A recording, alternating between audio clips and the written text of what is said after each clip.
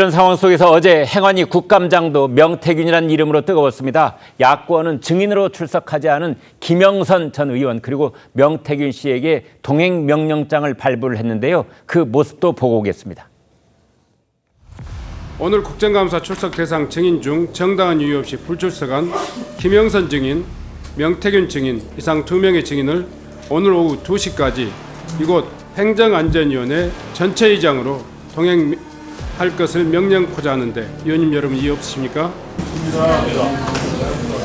의견이 나뉘므로 표결을 하도록 하겠습니다. 제적위원 22인 중 찬성 14인, 반대 7인으로 동행명령장 발부의 건은 가결되었음을 선포합니다. 국회 경위 직원들은 위원장 앞으로 나와주시기 바랍니다.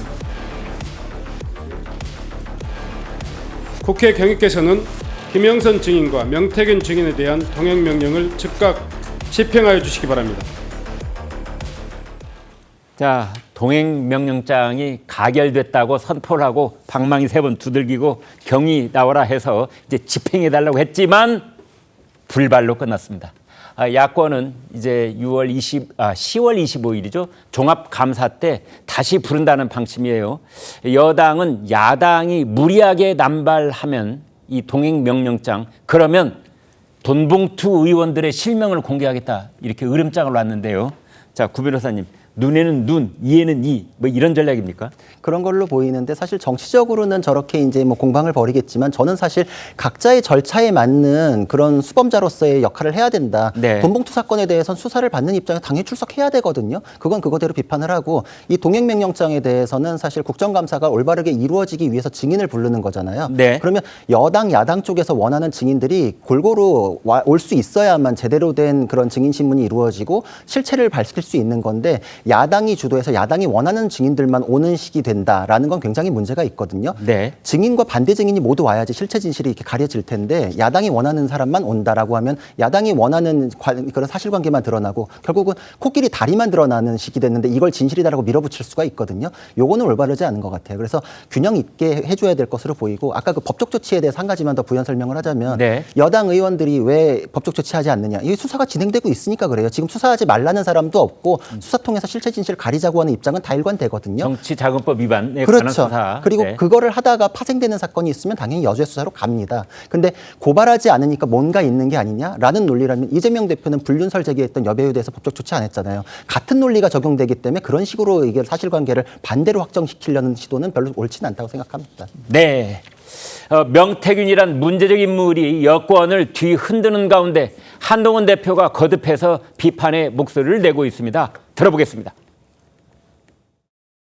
지금 명태균이라는 사람이 이 국민들의 마음을 어지럽게 하고 있습니다. 명태균 씨, 김대남 씨 같은 협잡군, 정치 브로커들이 정치권 뒤에서 음험하게 활개치는 것 국민들께서 모르셨을 겁니다. 저도 몰랐습니다. 지금 제가 이끄는 국민의힘에서는 그런 협잡군이나 정치 브로커는 발붙이지 못할 겁니다. 결연한 각오로 약속을 드립니다. 자, 호 대변인께요. 네. 발붙이지 못하게 하겠다 했지만 네. 지금 국민의힘에 뭐 20명 가까운 이름들이 거론되고 있다는 보도가 나오고 있는데 네. 어떻게 해야 됩니까? 아니 근데 그게 과거에 무슨 그 송환종 리스트처럼 네. 그 리스트에 있는 사람들이 뭔가 거래를 했거나 돈을 받았거나 이런 게 아니죠. 그냥 만났었다라는 거죠. 네. 그걸 가지고 리스트라고 하는 건 좀 부당하다 생각하고 네. 그럼에도 불구하고 이제 좀 창피한 조금 이제 모양이 빠지는 일인데 그 리스트에 있다는 것은 예.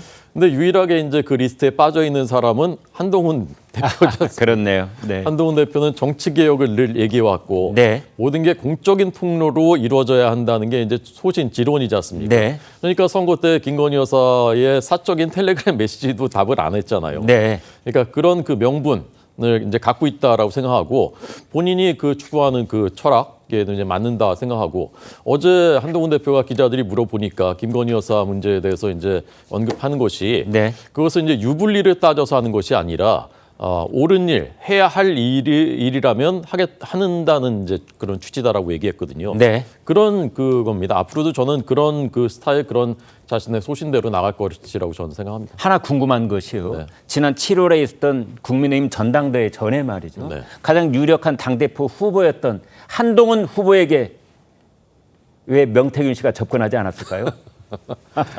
아니 그 오명과 악명이 네. 그때는 이미 많이 이제 퍼져 있었을 거라고 생각합니다. 이미 네. 다 검증이 돼. 오세훈 시장도 만나보니까 아니다 하니까 안 만났잖아요. 네. 윤석열 대통령도 경선 때 했는데 그 다음에는 아니니까 멀리 했잖아요. 네. 그러니까 명태균이라는 사람이 자기가 다 뒤흔들고 온갖 사람을 다 만난 것처럼 하지만 저럴 때 말이죠. 한동훈 그때 그 당대표 후보는 정치 초보잖아요. 그러니까 네, 네, 네. 그럴 경우에 명태균 씨가 더 접근하기 좋지 아, 않았을까요? 찔러도 피 한 방울 안 나게 생겼지 않습니까?